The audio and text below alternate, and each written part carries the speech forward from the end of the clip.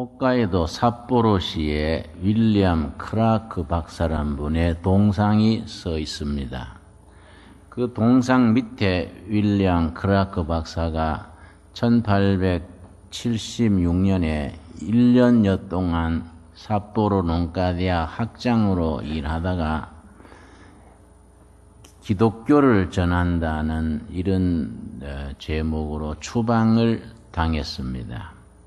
그때 일본 청년들 앞에서 행한 연설이 있습니다. 아주 역사적으로 유명한 연설입니다. Boys be ambitious. 소년들아 큰 뜻을 품으라. 앰비션을 품으라. 그런 주제의 설교입니다. 윌리엄 크라크 박사의 그 동상 밑에 그 연설의 앞에 부분이 영어로 기록이 돼 있었습니다. 윌리엄 크라크 박사는 일본 정부가 일본의 농업을 신농업 개혁하기 위해서 미국에 농학자 한 명을 파견해 주도록 요청을 했습니다. 그때 이 윌리엄 크라크 박사가 마사추세츠 농가대학에서 이미 학장을 한 경험이 있습니다마는 일본에 복음을 전하고 싶은 열망을 가지고 지원을 했습니다. 그래서 삿포로 농학교 초대 학장으로 취임을 해서 1년 못 되는 기간 동안에 학장직을 수행했습니다. 그때 얼마나 복음을 뜨겁게 전했든지 자기 반 학생 전체가 한꺼번에 세례를 받았습니다. 그 중에서 유명한 일본 크리스찬 중에 우찌무라 간조 선생이 윌리엄 크라크 박사의 문화생입니다.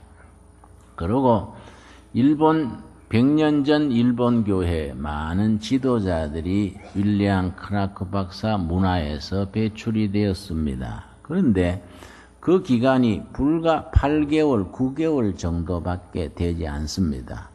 8개월, 9개월 되는 동안에 어떻게 그 기독교가 전혀 바탕이 없는 나라에서 그렇게 전교생을 세례를 주고 많은 인재들을 배출할 수 있었느냐?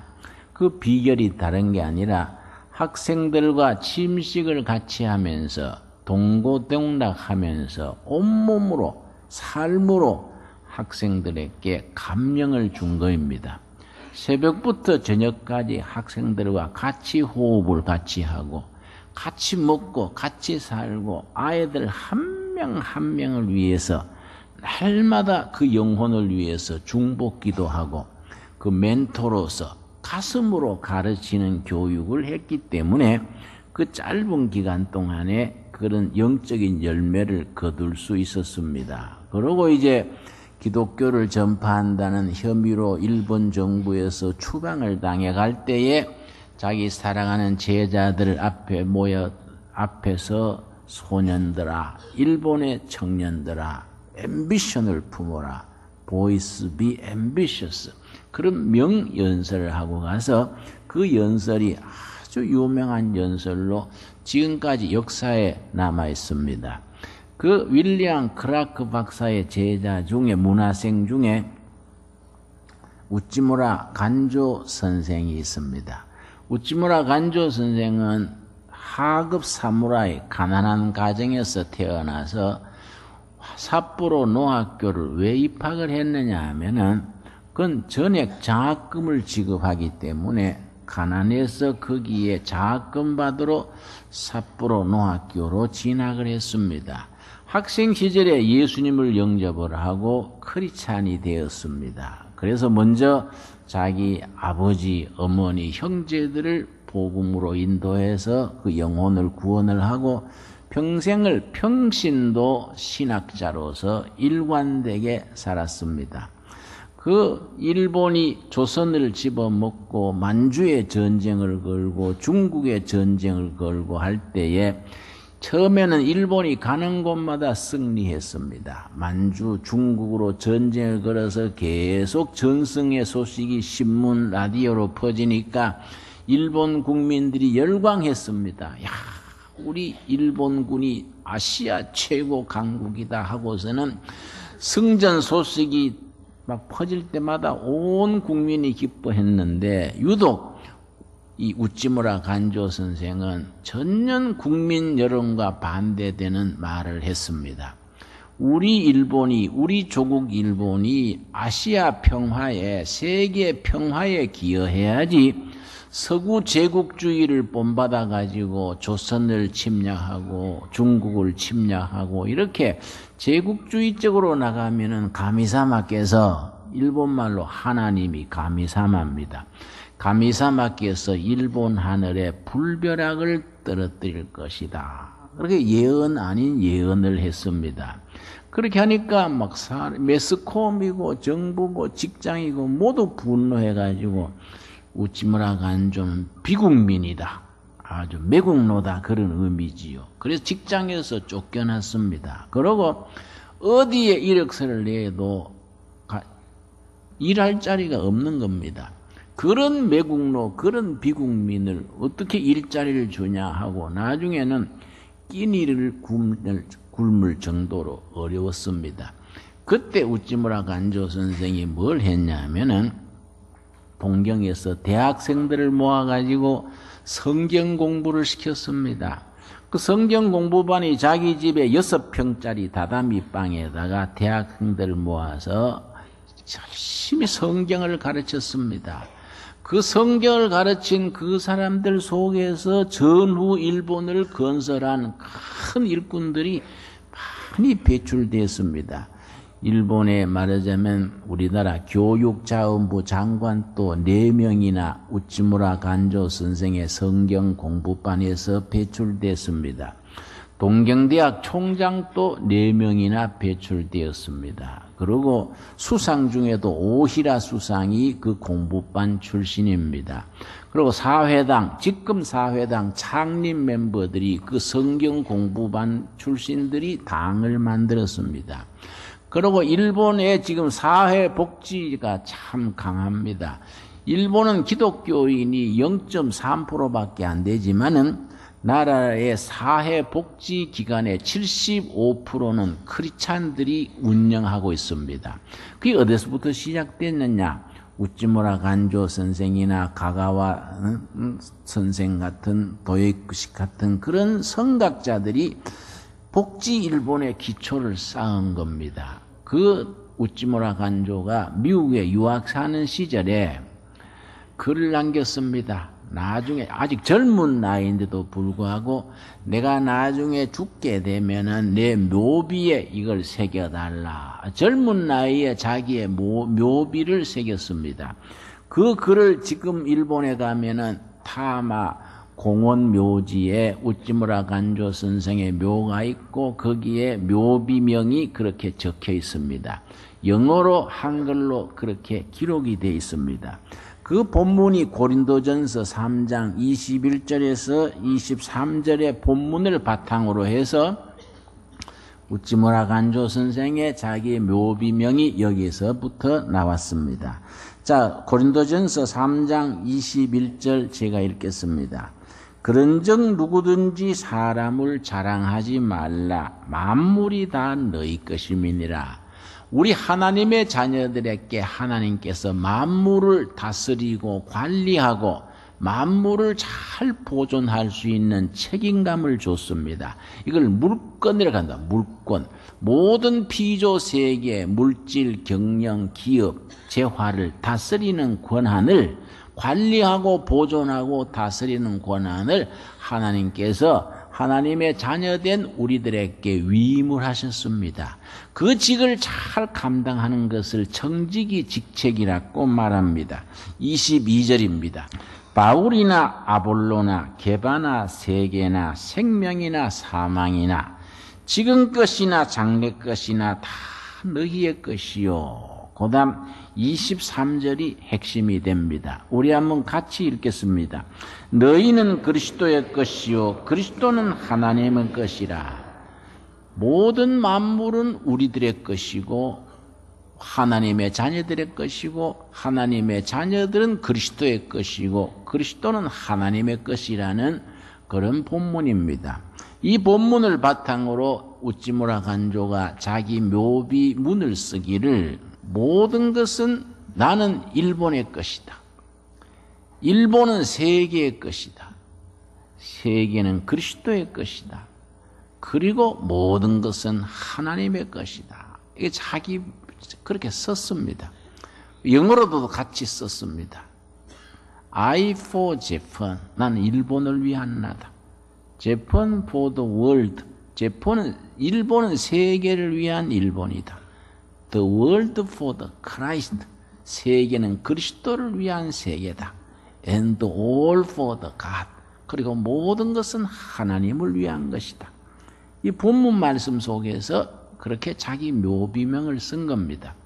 그 우찌무라 간조가 평화운동, 반전운동을 펼치니까 직장에서 쫓겨나고 발불칠 데 없고 가는 데마다 손가락질 받았습니다. 그러나 2차 대전 때 우찌무라 간조가 예언했듯이 그렇게 나가니까 가미사마께서 하나님께서 불벼락을 일본 하늘에 내릴 것이다 한 그대로 히로시마, 나가사키에 핵폭탄이 떨어졌습니다.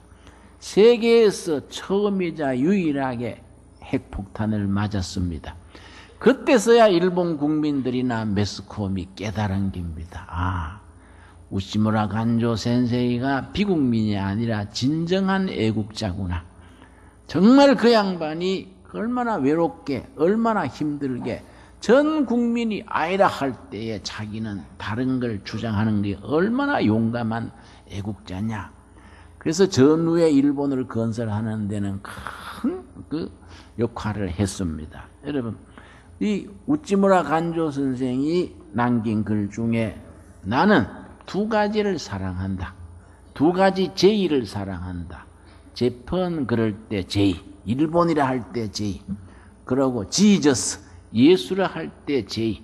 나는 예수와 일본 두 가지를 내 사랑한다. 그러면서 우리들의 신앙심과 결의를 사랑하는 애국심은 반드시 한 신앙, 한 인격, 한 비전 속에 같이 나가야 되는 것이다.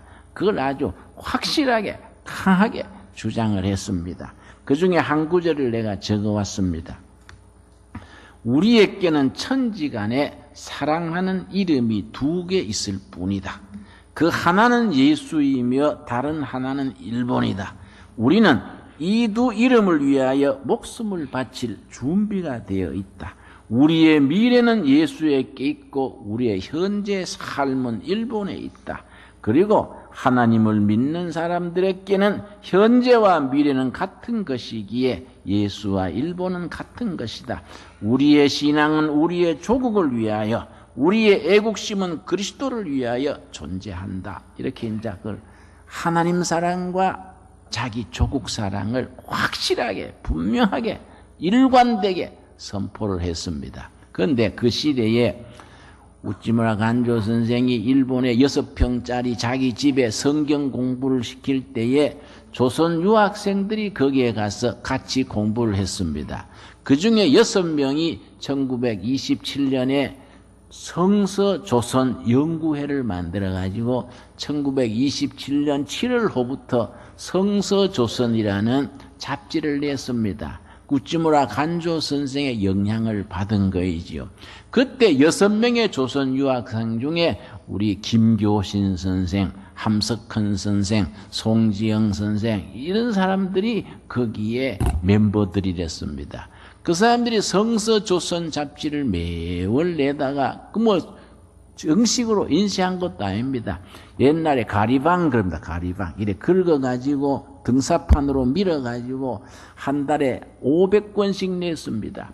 500권씩 성서조선지를 간행해가지고 그걸 책임자인 김교신 선생이 양정중학교 지리선생을 하면서 매월 책이 나오면은 자전거 뒤에다가 책을 싣고 직접 독자들한테 자전거로 다니면서 배달을 했습니다. 불과 그 참 허름한 종이에 등사판으로 밀어가지고 500권이지만은 그 속에 담겨진 정신, 예수 사랑, 결의 사랑, 참 성서에 대한 사랑, 백성에 대한 사랑, 신앙심과 애국심 이것이 한 비전, 하나의 정열로서 녹아져 있기 때문에 그 지금 남아있는 전집이 정말로 국가적인 보배라고 하겠습니다. 김교신 선생이 쓴 그 성서조선지 창간호에다가 이렇게 썼습니다. 나에게는 두 애인이 있다. 바로 자기가 영향을 받은 일본의 우찌무라 간조 선생의 그 영향대로 글을 이렇게 썼습니다. 나에게는 두 애인이 있다. 조선이라는 애인과 성경이라는 애인이다. 조선이라는 애인, 성경이라는 애인, 두 애인 중에 한 애인도 버릴 수가 없어서 이름을 합쳐서 성서조선이라 이렇게 이름을 짓는다. 성서조선아, 저 농촌의 농사꾼들을 찾아가라. 노동자들의 현장의 일터로 찾아가라. 그래서 민족의 혼을 깨우치고 예수가 민족의 살 길이라는 것을 깨우쳐라. 뭐 이렇게 쓰여집니다. 그런 글을 읽어보면은 뭐 굉장한 상식이나 아주 학문적인 없어도 뜨거운 가슴이 있고 미래를 보는 꿈이 있고 우리 조선의 미래는 성경이다. 예수님이 이 시대의 희망이다. 이런 게 글 속에 담겨져 있습니다. 여러분, 우리가 지금 1945년 해방된 지에 벌써 65년 세월이 지났습니다. 5년 뒤면은 70년입니다. 여러분, 성경상으로 70년이 대단히 중요합니다. 여러분, 다니엘서 9장 1절 한번 보겠습니다. 다니엘서 9장 1절에 보면은 성경에서 70년이라는 숫자가 왜 중요한지 다니엘서 9장에 능히 나타납니다. 이스라엘 백성들이 바벨론에게 나라가 망가지고 포로로 끌려갔습니다. 포로로 끌려가는 그 중에 다니엘이라는 소년도 같이 있었습니다. 포로로 끌려갈 때에 민족의 선각자 예레미야가 포로로 잡혀가는 백성들을 향해서 말했습니다. 너희들이 지금은 망한 나라의 백성으로서 강대국의 포로로 끌려가지만은 야훼 하나님께서 70년 뒤에 너희들이 돌아오게 해주실 것이다. 포로로 끌려가는 굴비처럼 엮여가지고 그 황량한 사막길로 끌려가는 사람들에게 예레미야가 예언하는 겁니다.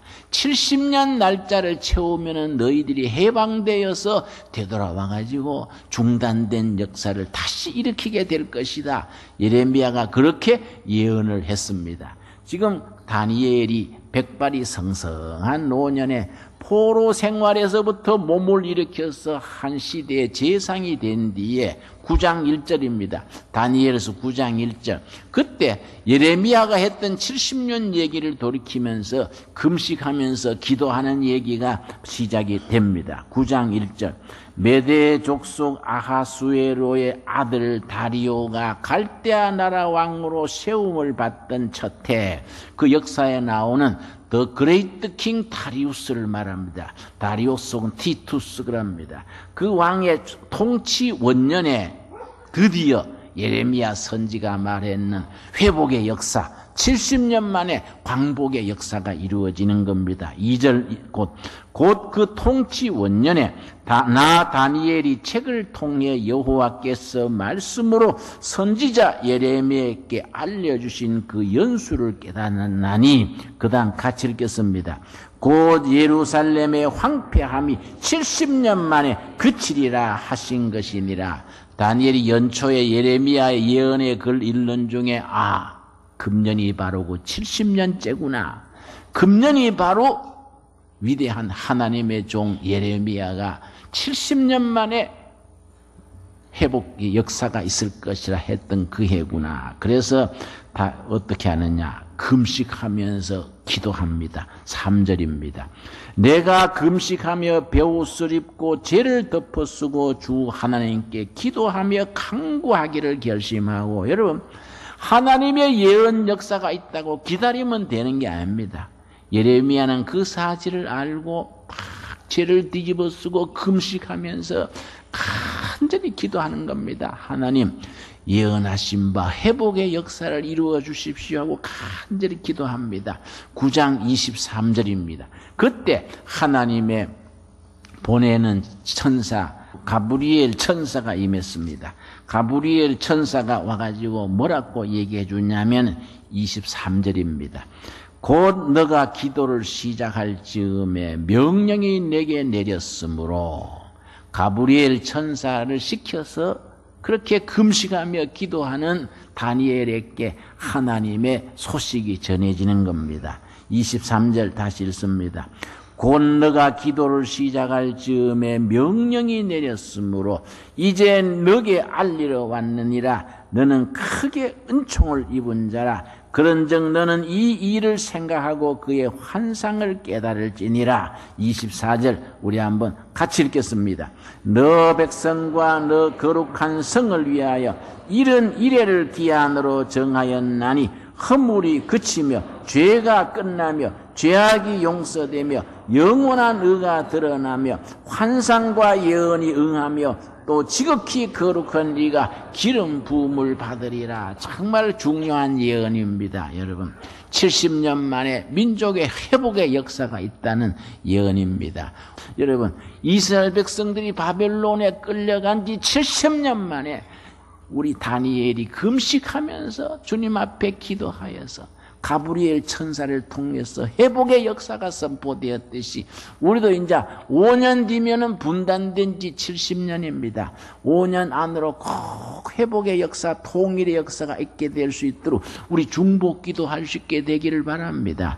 이런 큰 역사에 한 사람 한 사람의 기도와 헌신이 중요합니다. 여러분 윌리엄 크라크라는 미국의 농학자가 일본의 홋카이도에 와가지고 삿포로 농학교를 시작을 하고 거기에 정말 삶으로서 학생들을 깨우쳐서 영혼을 깨우치고 그 밑에 웃지마라 간조가 배출이 돼가지고 거기서말로 인생을 걸고 복음을 증언하고 그 밑에도 한국인 유학생 김교신, 함석헌 이런 사람들이 거기에 영향을 받아서 그 영혼을 뜨거운 영혼을 가지고 가슴을 열고 전하는 겁니다.